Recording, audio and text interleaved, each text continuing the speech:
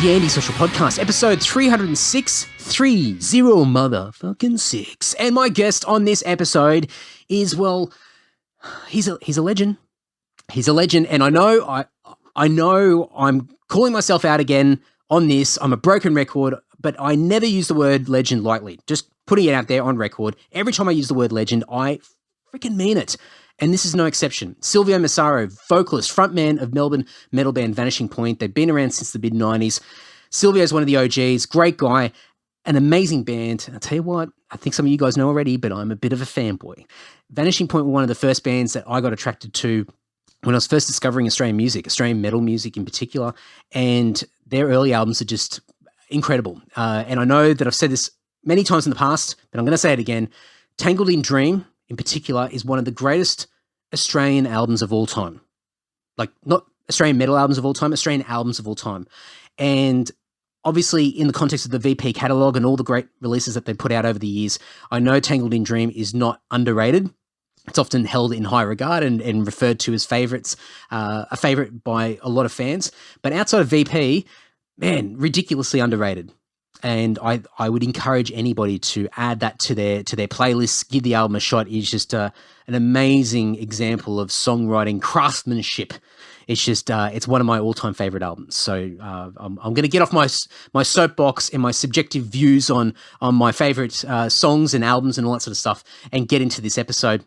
A great band, a big fan of what they do. They've got a brand new album that came out in 2020 called Dead Elysium. I'm going to have links to the new album, to the band, social media, streaming services, everything, merch, everything will be in the show notes over at andysocial.net and andydowling.net. The guys are getting around on tour. They've got some rescheduled dates in 2022. I'm going to have them in the show notes as well, but they're going to be getting around in May and June around Australia. So go and check that stuff out. And hopefully at some stage in the future, we'll all get to start touring overseas. So some of my international listeners will hopefully get to see Vanishing Point sometime in the future. But enough crapping on from me. Please enjoy this great chat with the man himself, Silvio Massaro. Apologies, and I guess, my condolences for the postponement of your tour that was meant to happen very shortly. And now I guess we're pending some revised dates, and you guys are probably sitting in limbo a little bit, trying to work out what the next steps are. We are, actually. We're a lot closer to probably confirming some dates, probably as close as maybe even next week or the week after that. Nice.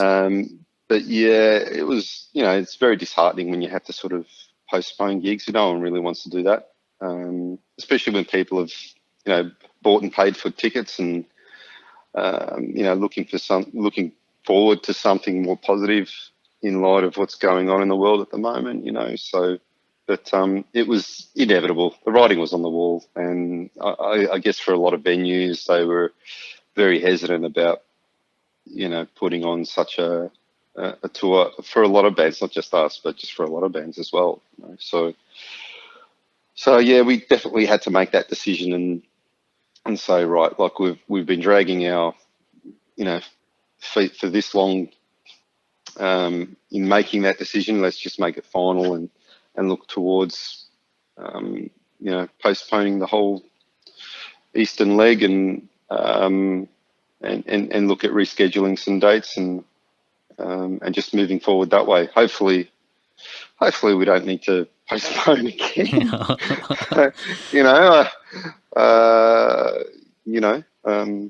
Some other apocalyptic event might happen, and that may, cause us to postpone again. But let's hope nothing else happens. Yes.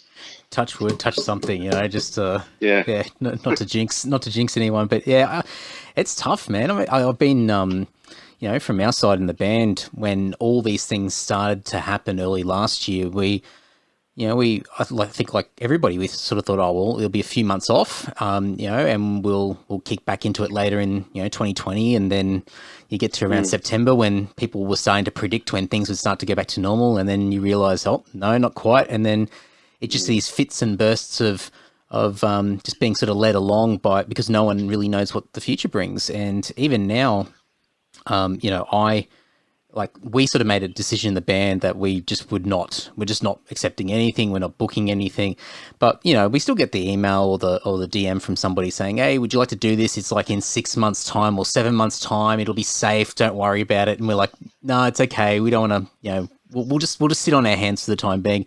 And sure enough, that was 6 or 7 months ago, and those dates are rolling around now, and they're all these dates that are getting cancelled or postponed, and you sort of sit back and go, shit, you know, when's that line in the sand where finally, you know, they're going to go ahead and we can start sort of getting back to some, you know, reliability when it comes to putting on tours and all this kind of stuff. Yeah. Did you guys have any tours lined up like within that time period where everything sort of shut down, or?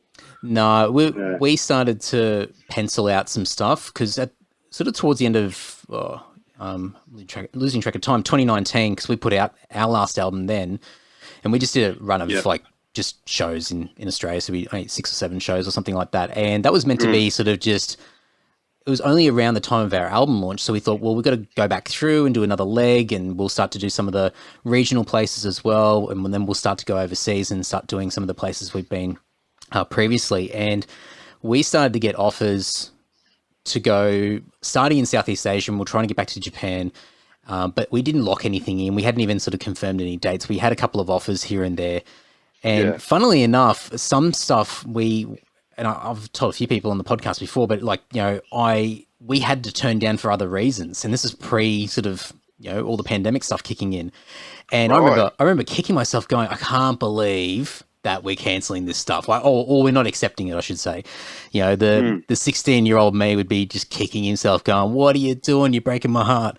And then, funnily enough, those dates roll along and they're all cancelled. Like, just the whole thing's abolished straight away. So you think, okay, well, at least, you know, I know that deep down it was never going to happen anyway.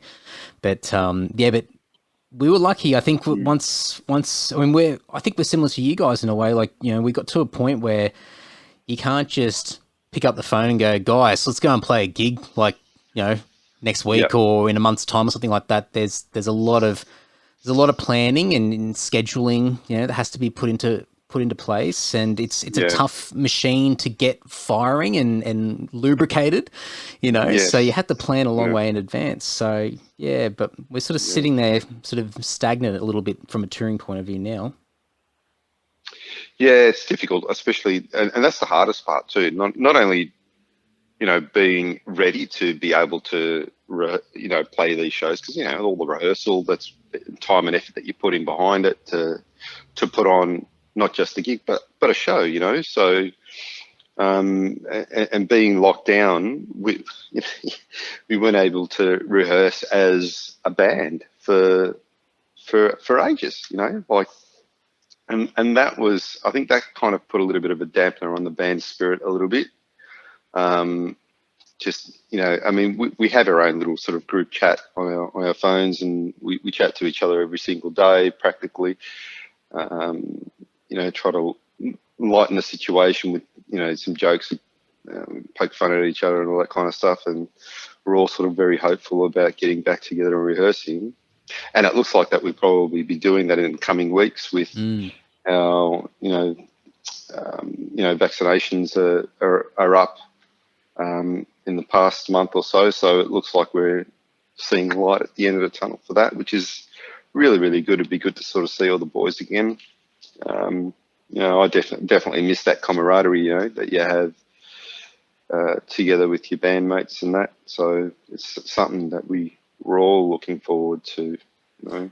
It's that morale thing is such a massive thing that doesn't get talked about a lot. I think we sort of just either take it for granted or we're not aware of it until it's gone. Because I mean, even like I've noticed it more so probably in the last couple of months, let alone probably the last 18 months. But, you know, a lot of bands are sort of just reevaluating, or musicians are reevaluating where they sit in the world. And, you know, you're seeing bands that are starting to call it quits or go on hiatus, or musicians who are deciding that, you know, they're gonna take a big career change and do something completely different. And I think some of that, obviously, you know, having time to think, but I think also not being able to interact with your mates and your peers and sort of bouncing these ideas off each other. And you can do it online, you can do it in your group chats and things like that, but it's not the same as being in person, is it? No, it's not. Yeah. I mean, look, as far as sharing ideas and things like that, that's cool. It's, often Chris or one of the other guys will load up a little snippet of an MP3 or something like that, just or MP4 rather, just to show us, hey, I'm working on this idea. What do you think? But then it's like, cool. It kind of stops there because then you can't expand on that idea by getting together and getting into a rehearsal room and jamming out that idea in a live scenario or and seeing what kind of other other kind of, I don't know, musical sort of inspiration that comes along that creates music when we create music together. You know what I mean? Mm. It's difficult in that aspect. So, you know what? In saying that though, that last album that we've done, it was pretty much written in its entirety without a whole band being together. And that was a tough thing to do. Yeah, that was a tough thing to do. It would have been completely different because there was a massive gap between that last album and the album before that. I think what six odd years or 6 or 7 years. Yeah, well, pushing nearly 7 years. And just a lot of things happened in that time. It wasn't for the lack of material or anything like that. Just a lot of life sort of experiences that most people tend to go through in a lifetime. I personally went through in a very short period of time. That was pretty tough. Yeah, I mean, I had quite a few health issues that sort of set me back. Sort of started off in probably around about 2016, 17. I'm not sure if too many people know, but I suffer from Crohn's disease. Okay. So if you don't know what Crohn's disease is, probably best described as like irritable bowel syndrome or something like that. Where your immune system sort of attacks yourself. So that's something that I've chronically been sort of fighting for a very long time, and been hospitalised twice for that actually. And that really knocks you out, just mentally, physically, can't do anything, and it's just a terrible situation to sort of be in when you're in like that. And I suffered because I couldn't really be the person I wanted to be with the boys and just go to rehearsal and lay down tracks and things like that. I couldn't do that, any of that vocals work that I wanted to do, because I was physically unable to. It got to a point where I wouldn't say I kind of fell into a depression of some sort, but it was kind of one of those things where you just think, far out, what else can go wrong, and then sure enough, other things went wrong. After a while, I developed what was called a vocal granuloma. I think that sort of came across, when did that sort of start? I reckon that sort of started back in late 2018 or mid 2018. Yeah, a vocal granuloma is basically an ulcer on your vocal cord. Sounds painful. It is. So I couldn't talk for several months. Yes. So it was literally with pen and paper, asking questions to people that I needed stuff or whatever it is. So singing was completely off the cards. I couldn't sing for at least 14 months or so. And that was hard. That was a hard thing to do, because it's almost like, I don't know, could you imagine yourself not practicing for over a year, getting back into the swing of things? it's almost like you're teaching yourself again how to play an instrument or how to re-sing again, and that's how I felt after that long period of time. You know, I can remember the day, and Andy, it was so clear, man. Like I can remember the day when I started to go, right, I'm going to start rehearsing on my own again and just start to build up my strength and do all my vocal warm-ups and scales and my practice sort of regime that I go through. And I just couldn't get a note out that was anywhere near any kind of pitch or any kind of note that I was trying to aim for.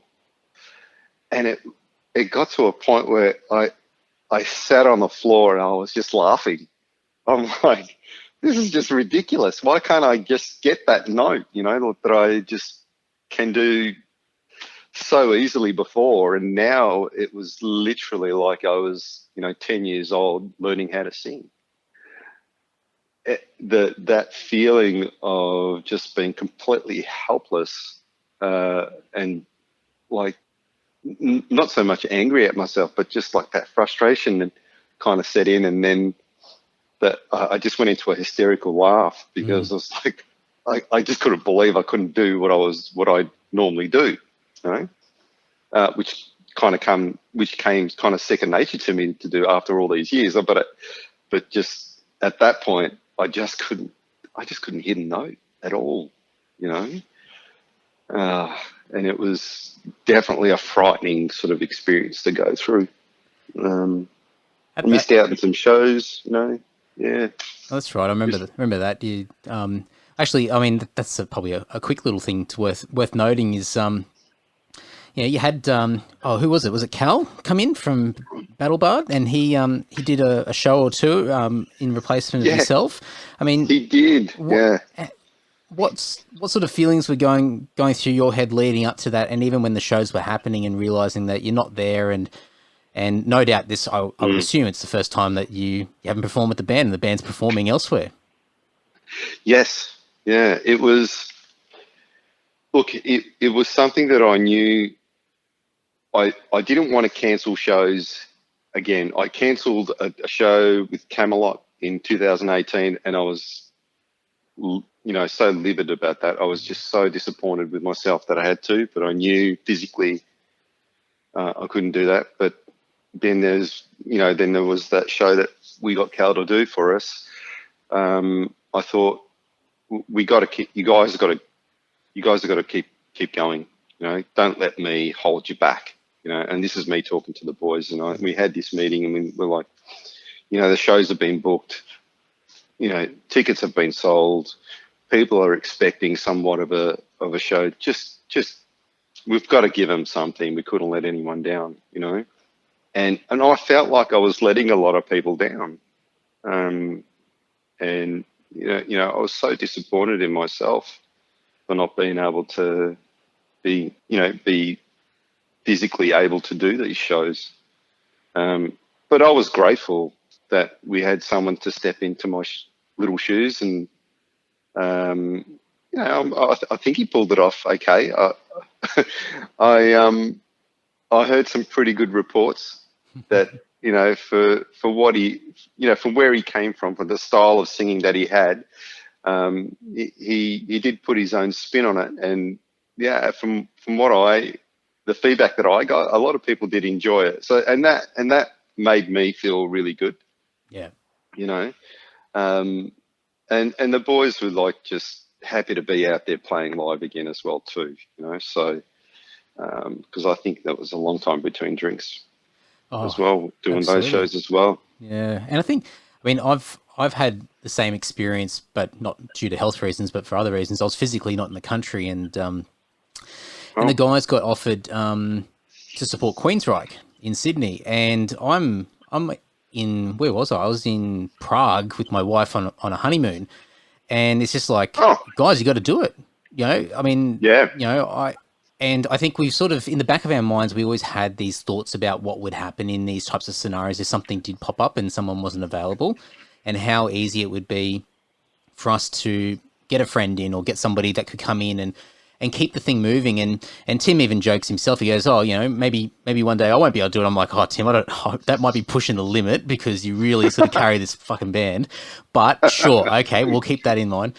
But I think we sort of realised that the band's bigger than us individually, and where possible, the machine needs to keep moving as much as possible. And that was, I mean, it was a very surreal moment because, while they're on stage and I've got, I'm getting text messages from people or message on Facebook or whatever. And I'm sitting in a cafe at in Prague at 11 o'clock in the morning or whatever, drinking beers. And I'm just thinking, wow, this is weird. I'm really enjoying where I am at the moment. This is great. But at the same time, my guys are on stage now and somebody else is doing what I would normally do. And this is the first time ever. And it wasn't all pleasant feelings. I certainly felt like I was missing out and, you weren't part of it. But I think it just sent a strong message to all of us that, we're, none of us alone should try to stop the band from moving forward, where it's realistic to do so. So when I saw that, you went through this yourself, and obviously for different circumstances, but ultimately the same situation, from a live point of view, so those similar feelings came back to me. I thought, oh yeah, I wonder if it was a similar sort of feeling for you, just sort of being on the outside looking in, and especially for you. I mean, you've been part of the band since day dot, and a lot longer than sort of my tenure in Lord. But no doubt a very, very surreal and unusual experience to be in. Definitely a very surreal experience to go through. Definitely, I totally agree. But like you say, not to say that everyone's replaceable, but it's one of those things where the music is somewhat bigger than the individual, like you said, and I'm glad. I'm glad people went to the gigs, and I'm glad that they did enjoy it in the end. I'm coming back. Yeah, come on, John Farnham. Yeah, you're back. I'm coming back, mate. This is my comeback shows. So hopefully I'll get to see all those people that I didn't get to see last time. Yeah, and I think people who got to see those shows on that last run of, or those last shows that happened, they get to see something unique. And I think also knowing what they're about to see as well makes it a little bit special, and something that not a lot of other people will ever get to experience themselves. So you can kind of get away with doing a little bit of an abstract version of what you normally are, and it's a special occasion, even though the origins of why it's happening are not always pleasant, but at least you can sort of try and capture it as something unique, and then move on and get back into action and do what you're good at doing. True. Yeah. Well, we're talking about it now as it being a unique situation where we, having someone else sing your songs, or you're absolutely correct. That's not something that anyone from another part of the world would have been able to see. So in a live scenario, so it was a special thing. Yeah, absolutely. Without making it into a medical podcast, I am a little bit curious about a couple of the things you just spoke about. Because I think from a Crohn's point of view, I've got a couple of family members very close to me that have, one has Crohn's, the other one's got, what's it, ulcerative colitis or something like that. It's a type of Crohn's.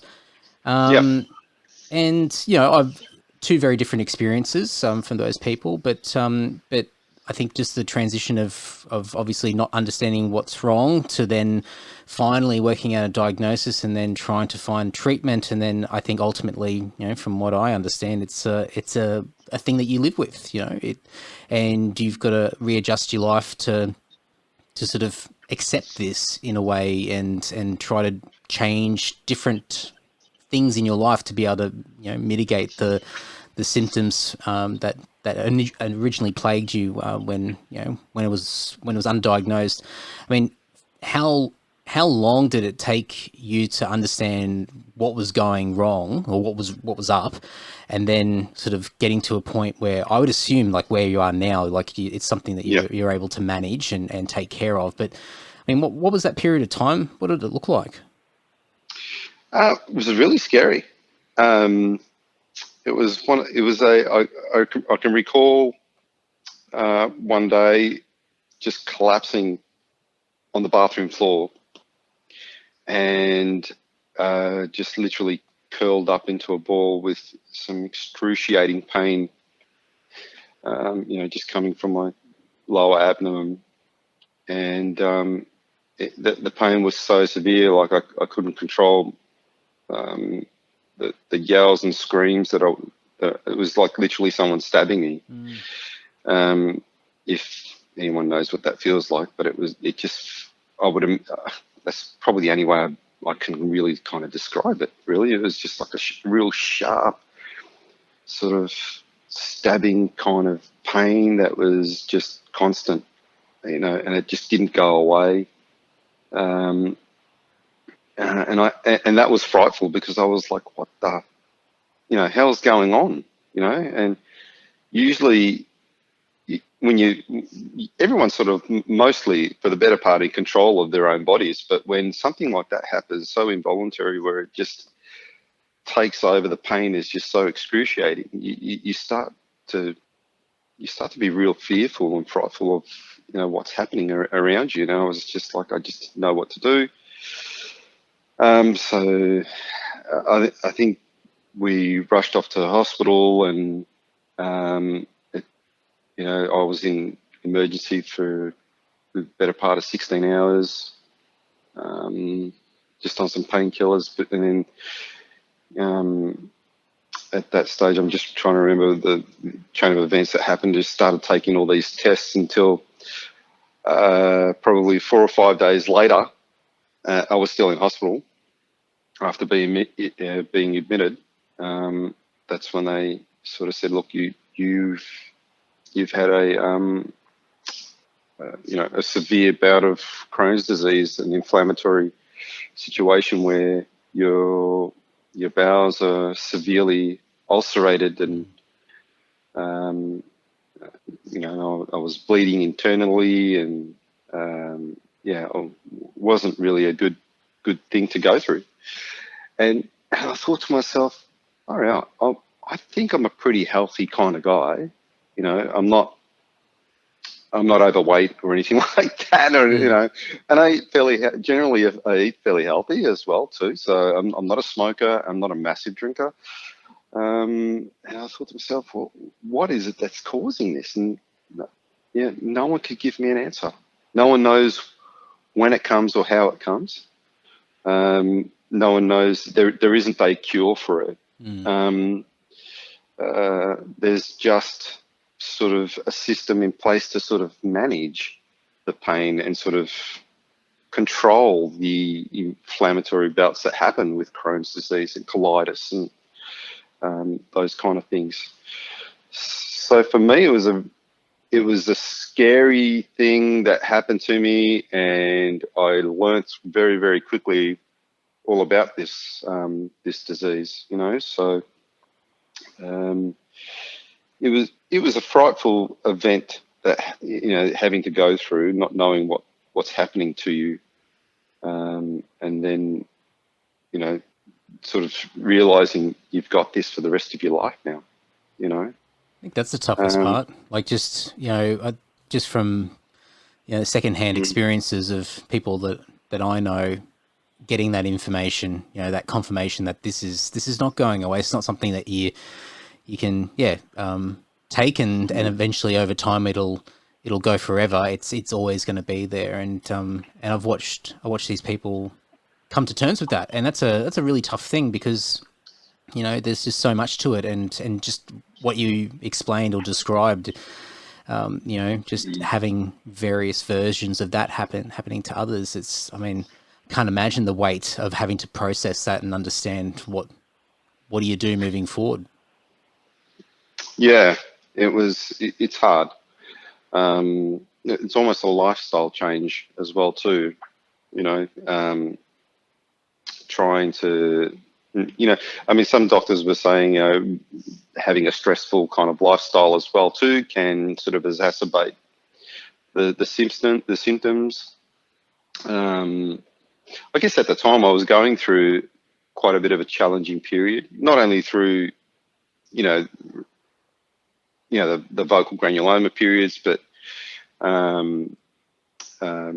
Dad was in a home, and he had diabetes and suffered from Alzheimer's as well, and so, you know, looking after Dad in a home was pretty difficult. Mum had a lot on her plate for doing that as well too.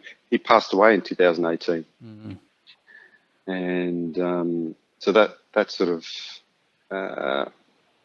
you know, I don't know if that sort of created a bit more of a flare up in my health with it, you know, having that stressful period of what happened to my father. But it could have, but I just don't know. You know, yeah. So it's a tough thing having to go through, you know. Having to deal with your elderly parent, and then you got your own health issues, and then you worry about not being able to tour, and you worry about not being able to record, and you know, all these setbacks, one after another, you know, kind of added to that whole period of why it was 6-7 years before we released an album. Sometimes it's a bit of a hard thing to sort of, a bitter pill to swallow, not being able to sort of release things a lot sooner, as much as I'd like to. Life does get in the way, you know. I think a lot of, sometimes fans don't realise that.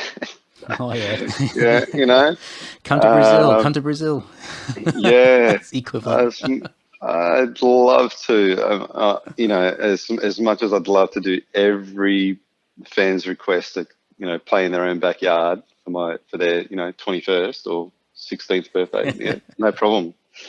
One day I'll get to do that. That's definitely on the bucket list. I'd love to do that, play someone's backyard, you know. But yeah, it's hard, man, especially when you're having to go through that period.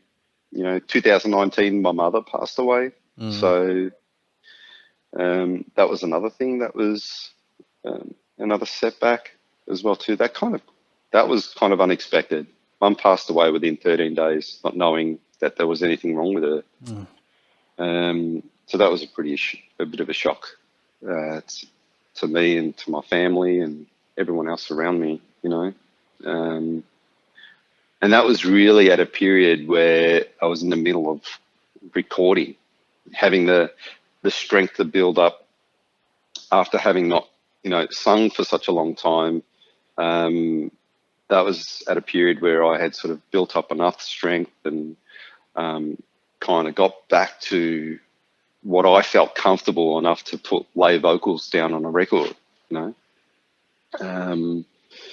Yeah, and then when Mum passed, yeah, just once again things just went on hiatus for a little while, you know, and then yeah, well, the rest is history. Then after that, I just thought, you know, I've just got to get back into it again. Yeah, enough shit has happened to me in that 7-year period. I thought I've just got to keep going. I think it's that human spirit, yeah. When your back's against the wall, you got to keep going forward, so to speak. Yeah, you know? Yeah, absolutely, mate. I know some times passed, but my condolences for your folks. I mean, yeah, it's something Thanks, I think man. you know, we all fear, and you know, it's an inevitable thing that happens to all of us. But yeah, it doesn't make it any easier. So yeah, and I think it's fascinating to. I don't even know if fascinating is the right word, but I'll use it I'll stick with it for the time being. But it's fascinating to hear you like talk through all these things that have happened. Like, you know, really, it's been a short space of time. I mean, yes, okay, you know, from the stereotypes or the expectations of what bands typically do, you know, 6 or 7 years is a long time.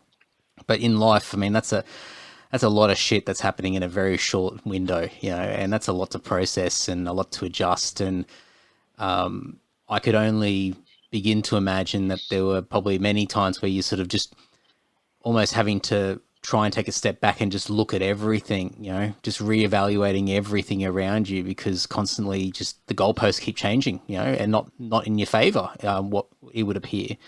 You know, like one thing that I've spoken to a lot of mates on the podcast that, you know, play in bands, and people that you'll know as well. And I think there's always this underlying stress and anxiety about, you know, the identity of being a musician and trying to push forward and trying to get stuff out and tour. And, you know, you see what your mates are doing. So it's like, oh, well, you know, they get to go to Europe. I want to go to Europe, or they got that support, or they just released that album, or whatever it might be. And it's friendly competition, but it keeps us driven. But I think it's that anxiety and that stress to keep moving. And I think especially when you're in your 20s and you sort of get into your 30s, you're putting all your eggs in one basket. You're the musician. You know, it's who you are. You are the guy from that band, and then life sort of catches up with you, and you know you start to slow down, and you have to balance things out with everything else. And so a lot of people that I've spoken to, especially when they've hit their 30s, you know, they sort of look in the rear vision mirror and go, what have I done so far with my life? Am I happy? You know, and do I need to do some other things? And I just think, like what you just described, you know, you would have gone through versions of that long ago in the past. Not to say that you're really old. Thanks, mate. But you know, this period of time would have, I've no doubt, thrown you into a tailspin in a similar way, where you've, you know, did you sort of question yourself when it came to, you know, the band and music and things like that, because these larger, more important things were happening around you? There were times. Let's be honest here. Yeah, there were times where I thought I'm holding Vanishing Point back from doing what they should be doing. You know, there were times where I was considering saying to the guys, listen, you know, I think you guys should continue, but without me. You know, it was one of those things where when you get hit down so many times, you know, and then when you're down, you sort of then get kicked in the guts with something else that happens. You kind of think, well, you know, the band's, as much as I live and breathe Vanishing Point, the band is not something that's sitting up on a high priority list as far as your health and family and, you know, your children and all those kind of things that kind of take precedent over being in a band, you know.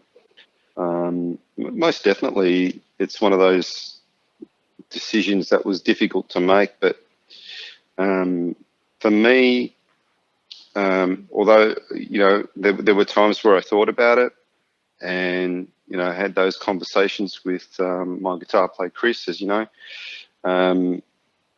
You know, we kind of said, look, we're in a position where we're not one of those huge bands where the demand is, you know, massive tours around the world or anything like that. As much as we take our music very seriously, and as much as we take, you know, doing our live shows very seriously, we're not one of those bands that are out there as much as someone else who are, you know, probably 10 times bigger than what we are, you know. So I thought to myself, you know, there's still room for Vanishing Point in my life. There's still room to do what I enjoy day in, day out. So I made that conscious decision to keep going and keep doing what I want to do, you know, and that is to play and create music. It's just one of those things that I don't think I can't live without it in my life. And that was probably one of those things. I thought it's been an integral part of my life since I was 14 years old. You know, I'm 47 now, so do the math. you know, I can't just stop. You know, I can certainly stop for a period of time till I get back on my feet after you know, all these events that have happened. But then I want to keep going. You know what I mean? I want to keep creating stuff and getting back out on the live scene and you know, meeting the fans and you know, just being in a band again. You know, because I think that's what I truly needed to really get me back out of the rut that. You know, physically I was in, mentally I was in, you know, just listening to the new songs that just gave me a bit of vitality to sort of want to do it even more, you know. That's probably what's kind of pulled me out of this. Yeah. It's, yeah, I think I see a few bands that sort of have a little bit more tenure now,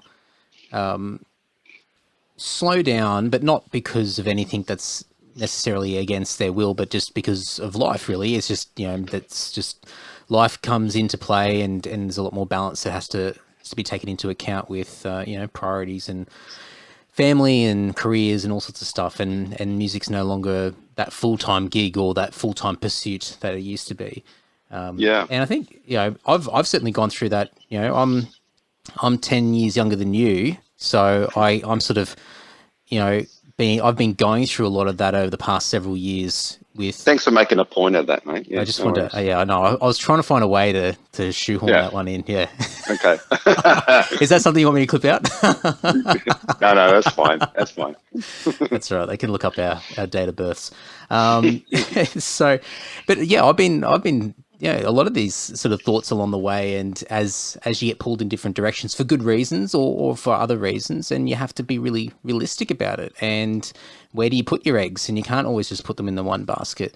And then I think, you know, I think from what we've done over the years in the band is that, you know, we can afford to have gaps of time, and we can go off and do other things, or, you know, we can, you know, pull back a little bit and not go full steam for a period of time. And, you know, when it all comes out in the wash later on, you know, years and years down the track, no one notices those gaps. Like no one understands or remembers or even sort of acknowledges that there were gaps in time.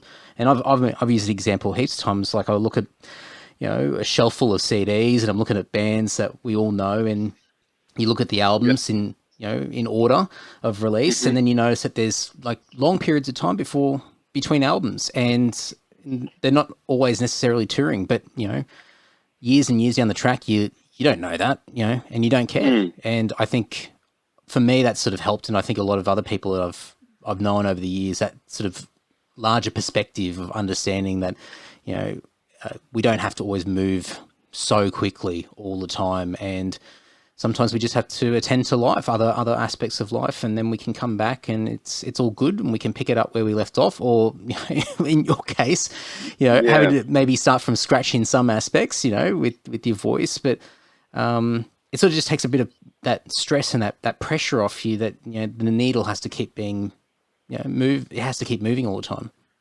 Yeah. Oh, I totally agree. There was a time and period where we were having a bit of that pressure as well too, with, you know, some certain record labels, sort of wondering, hey, what's going on, you know, and then you're pushed back on the roster of bands that are on the label, because, you know, for them it's one of those things where, you know, no fault of their own, but you fall out of a bit of a momentum once you start releasing music. And if you're not sort of releasing music every, you know, 2 years or so, you kind of you got to try and sort of reinvent the band again and remind people, hey, that we're sort of still around. And it's a difficult thing to do, especially when you don't have any money to do it. It's you know, the cost of advertising and all that kind of stuff comes into play. But yeah, it's a hard thing especially when band members come and go. You know, that too. I mean, we've had quite a few members leave.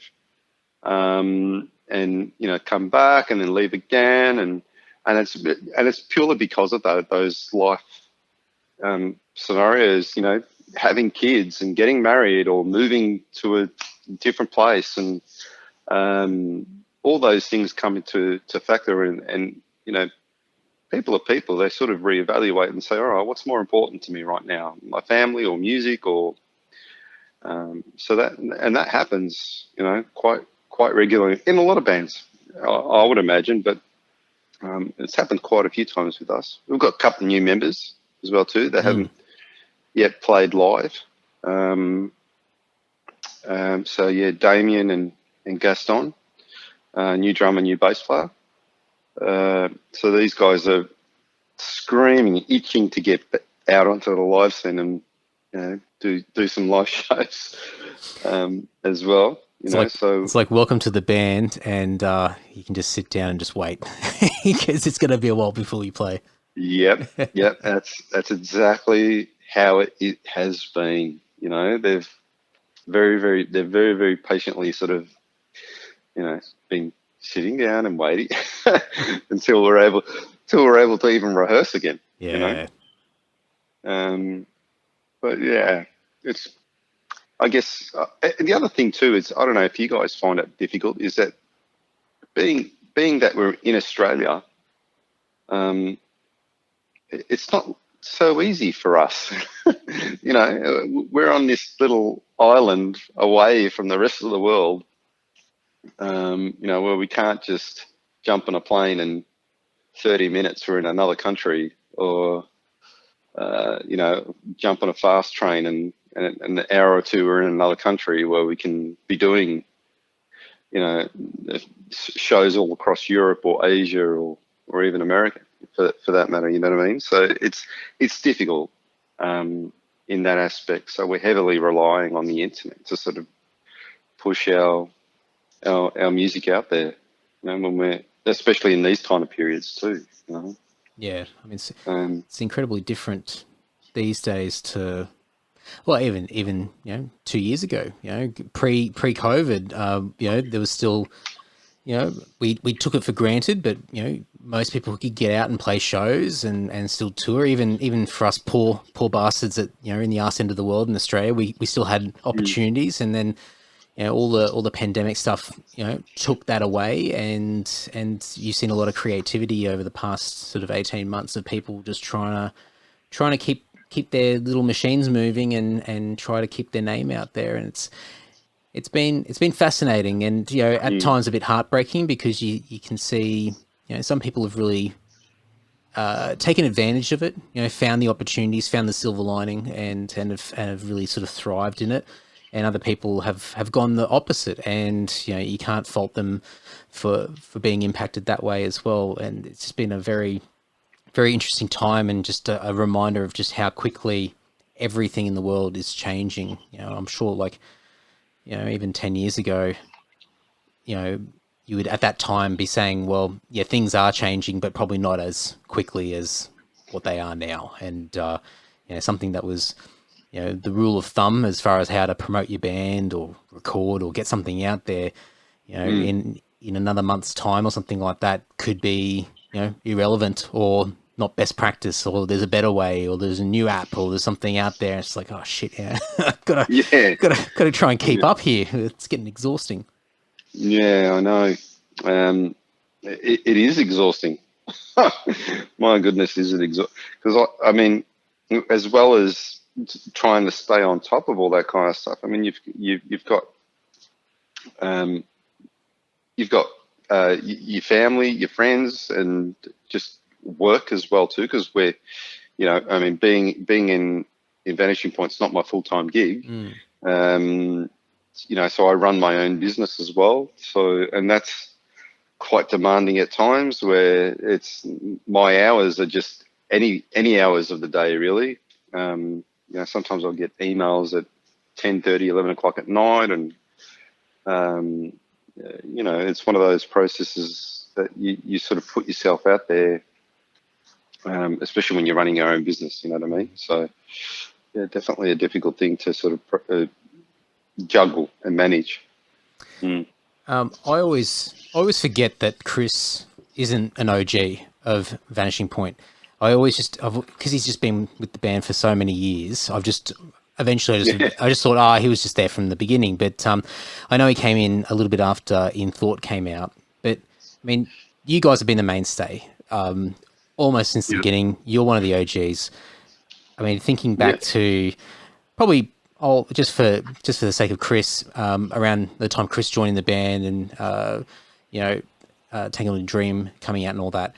I mean, if you're sitting, you are sitting here now, but sitting here now and sort of looking back to where your minds were at then versus now, and how you see music, or how you even saw the band at that time versus how you see it now. I mean, obviously, you kind of explained how you've had to adjust, but is it just worlds apart as far as just how you see music and how you see yourself in this whole music game? Yeah, definitely worlds apart. I mean, back in those days, 95, 94, we were we took being in the band very, very seriously.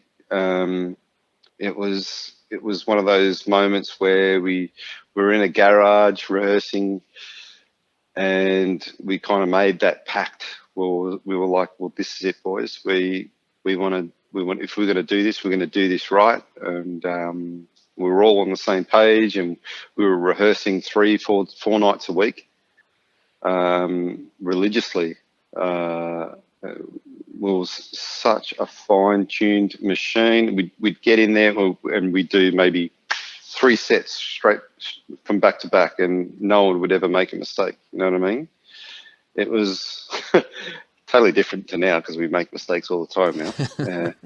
But it was that mindset of just, all right, we want to be where our favourite bands that we admire so much, we want to be at that level.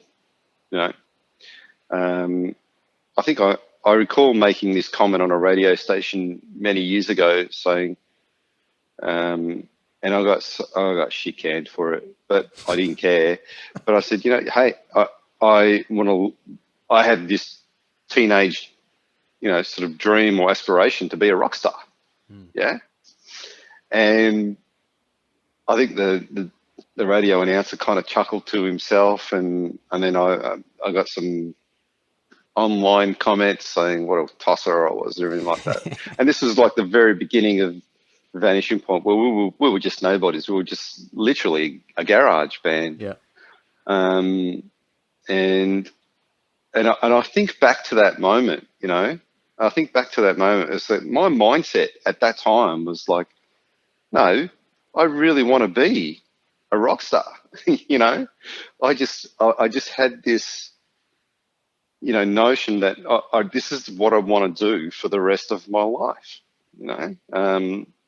And it's still to this day, I kind of think back to that moment, and I think, you get pushed down when people tell you, you're wasting your time with, music, mate. Just go get a real job,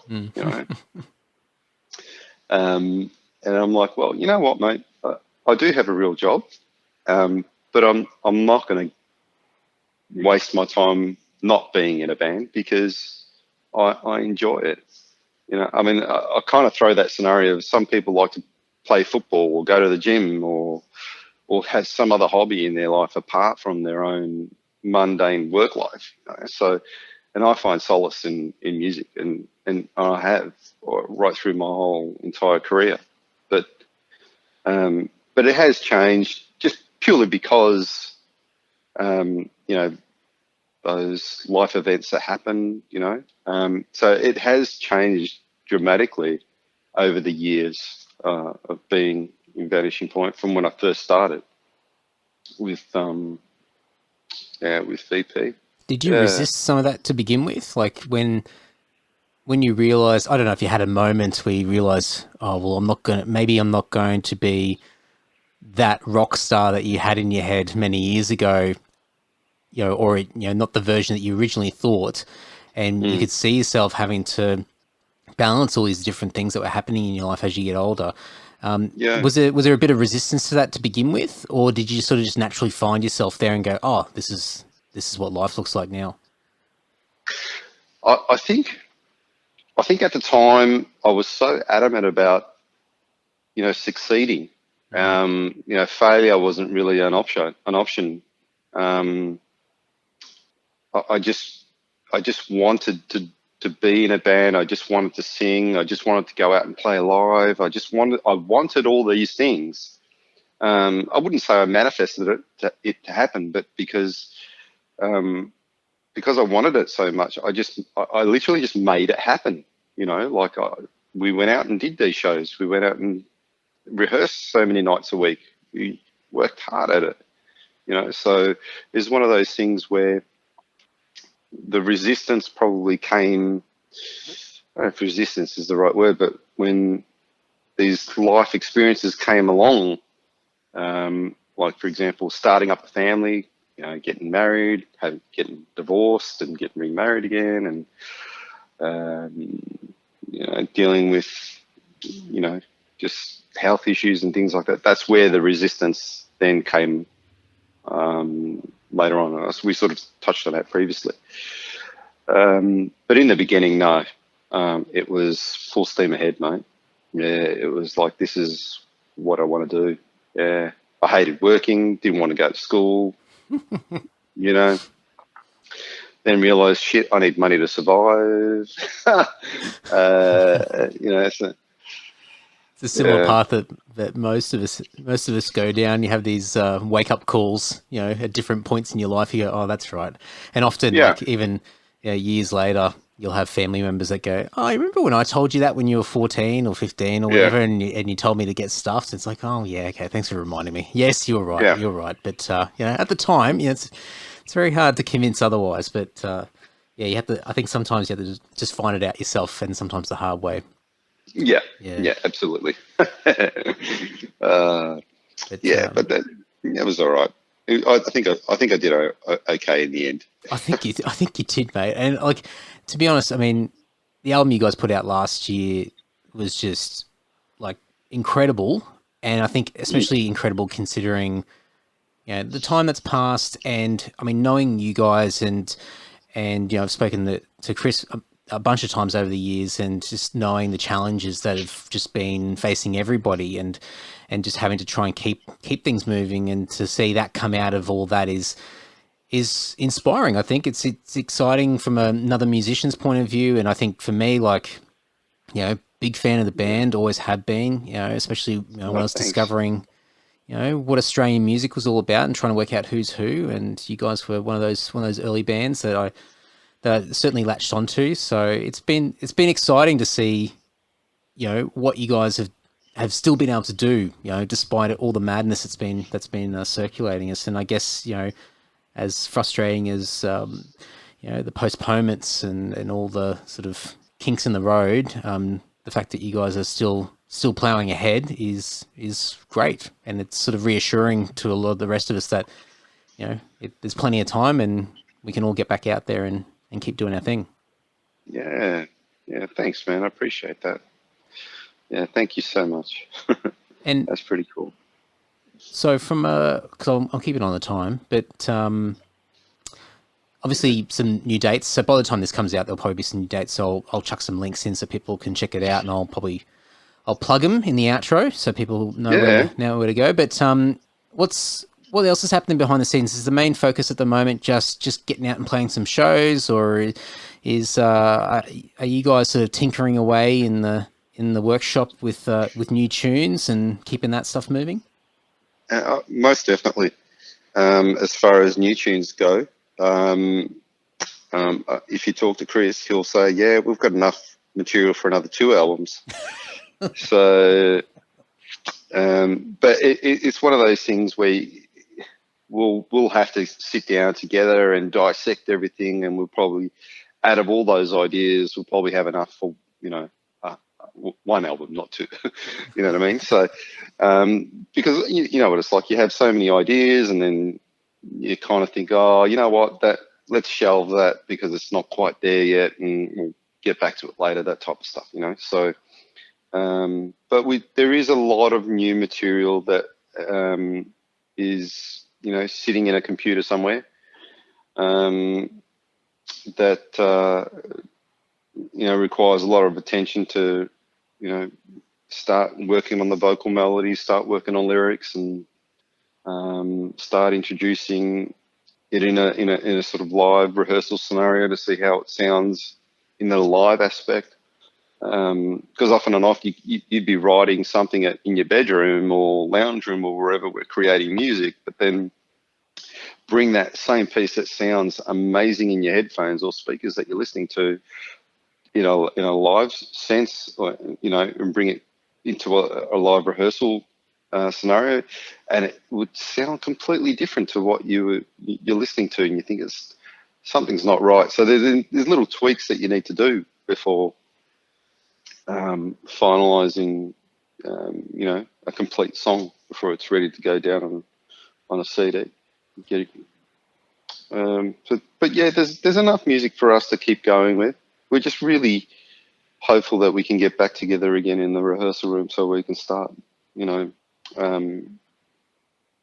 firing up these songs in a live sense, just to see what because we listen to them all the time on our computers, all the ideas, and try to get those creative juices flowing with ideas and all that kind of stuff. But then it's like, all right, we need to get together.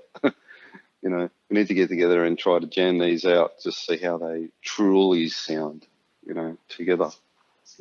But yeah, hopefully it's not another 6 or 7 years before the next album comes out, Andy. Yeah.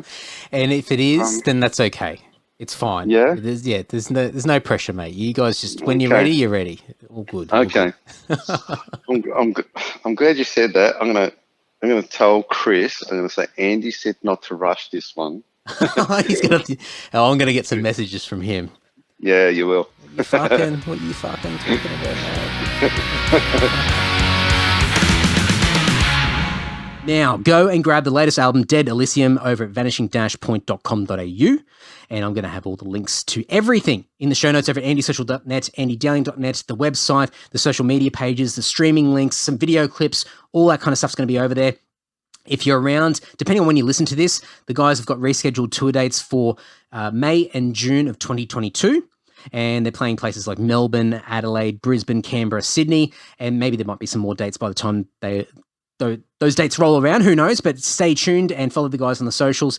Definitely purchase a ticket and support these guys who have been just doing it for so long, since the mid-90s. Incredible stuff, and stoked that they're still firing away and putting out amazing music. So definitely, if you're new to Vanishing Point, start off with the brand new album, Dead Elysium, and then dig your way through that back catalogue. Find those gems. There's plenty of them.